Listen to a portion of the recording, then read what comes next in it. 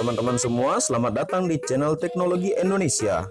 Untuk berlangganan channel ini secara gratis, teman-teman tinggal hanya menekan tombol subscribe di bawah dan nyalakan lonceng notifikasinya agar supaya teman-teman terus mendapat notifikasi terbaru ketika channel Teknologi Indonesia mengupload video-video menarik yang lainnya. 5 alutsista paling mematikan milik Indonesia yang pernah dibuat Pindad. Seorang petinggi TNI pernah mengatakan jika kita sebenarnya tak perlu membeli senjata-senjata atau alutsista dari luar, bukan karena Indonesia tidak menganggarkan dana untuk itu, tetapi karena negara ini bisa bikin sendiri semua yang dibutuhkan untuk militernya. Ya, seperti yang kita tahu, Pindad memang sangat potensial untuk jadi pihak yang dimaksud. Menjadikan Pindad sebagai industri utama kemiliteran kita adalah langkah yang tepat. Akan banyak kemudahan yang bisa dimanfaatkan negara, terutama dari segi biaya yang murah karena produksi lokal. Alasan lain kenapa militer harus mulai melirik produksi alutsista dalam negeri juga lantaran barang produksinya jempolan, bahkan diakui sebagai salah satu yang terbaik di dunia. Nah, berikut adalah deretan alutsista Pindad yang paling mematikan dan bikin nama perusahaan ini harum.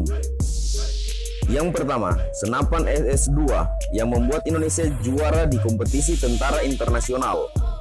Tahun 2006 yang lalu, Pindad memperkenalkan senjata barunya yang berlabel senapan serbu 2 atau disingkat dengan SS-2. Senjata ini adalah generasi penerus yang telah disempurnakan dari SS-1 yang juga tak kalah garang. SS-2 memiliki banyak keunggulan mulai dari akurasi yang lebih sempurna serta lebih tahan ketika digunakan di berbagai medan. Entah berkubang dalam air atau lumpur, SS-2 selalu bisa menyikat targetnya dengan sempurna. Keunggulan SS-2 ini adalah banyak variannya dengan kegunaannya yang berbeda satu sama yang lain. Fakta unik lainnya, senjata ini pula membuat TNI mendominasi kompetisi tentara tingkat internasional di Australia beberapa waktu lalu. Senjata ini bahkan menuai pujian dari Amerika dan Australia kala itu. Yang kedua, SPR-2. Kekuatannya mampu menembus baja tank.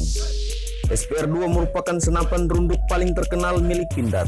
Kemampuannya bahkan bikin militer dunia terhenyang untuk sesaat. SPR-2 pernah diuji coba dan hasilnya sangat mengenaskan. Kemampuan senjata sekali tembak ini bisa menembus plat baja setebal 3 cm dari jarak sejauh 2 km. Tak hanya punya kemampuan mematikan, SPR-2 dibekali dengan deretan peralatan canggih yang makin memudahkan tugas penggunanya. Misalnya adalah teleskop jauh yang dilengkapi dengan night vision untuk membidik di malam hari. Senjata ini juga dibekali dengan bevel muzzle brake yang bisa menahan hentakan ketika peluru dilepaskan. Lantaran semua fakta hebat ini, TNI pun memboyong ribuan unit SPR-2 untuk semua pasukan elit mereka. Yang ketiga, G2 Compact dan elit pistol jawara pelengkap SS-2. Selain senjata kelas berat, Pindad juga memproduksi pistol.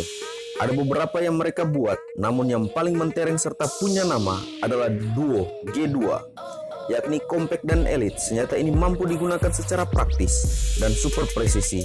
Keduanya bisa menembak dengan akurat dari jarak sejauh 25 meter. Kehandalan G2, Compact dan G2 Elite sendiri sudah terbukti di kompetisi tentara internasional yang lalu. Berkat dua senjata ini, TNI mampu memboyong banyak medali emas.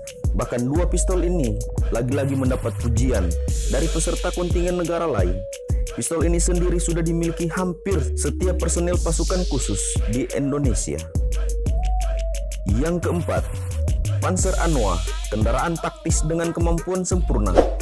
Tak hanya senjata-senjata Pindad juga yang membuat mobil taktis militer. Salah satu hasil kreasi mereka yang paling mentereng adalah Panzer Anoa. Panzer Anoa ini sendiri banyak variannya dan masing-masing memiliki fungsi sendiri-sendiri. Namun teknis, hampir semua Panzer Anoa sama. Panzer Anoa pernah dipamerkan di Monas dalam rangka pameran alutsista beberapa waktu lalu di Monas dan memikat kendaraan ini secara spesifikasi hampir sama dengan VAB milik Prancis yang juga dimiliki TNI. Namun Panzer Anoa unggul di beberapa sektor penting. Misalnya, lindung senjata di bagian depan, belakang yang tidak dimiliki VAB, lalu pelindung kaca depan, serta sederet perlengkapan canggih di bagian dalamnya, mulai dari sistem navigasi, detektor malam hari, dan juga pendingin udara. Senjata yang paling mematikan yang terakhir atau yang kelima ialah SS-3, generasi senjata serang terbaru yang lebih gahar. Hingga kini, Pindad masih terus memproduksi SS-2, kebanggaannya. Namun demikian, mereka tak lupa untuk berinovasi hingga akhirnya tercipta yang terbaru atau yang termutakhir, yaitu SS-3. Senjata ini masih prototip, namun digadang bakal bisa menyaingi deretan pendahulunya serta deretan senjata yang lainnya.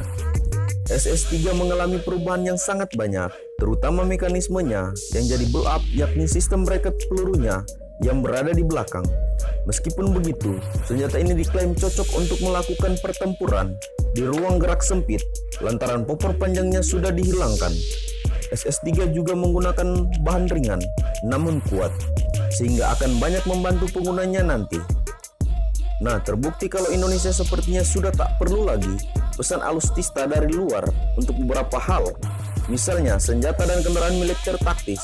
Pasalnya Pindad bahkan sudah bisa membuat, yaitu begitu hebat dan tak kalah dari produk luar.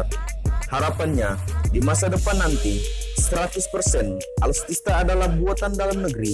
Syaratnya Pindad juga harus selalu berinovasi dan tak hanya diam soal kemampuan produk, tapi juga kualitasnya.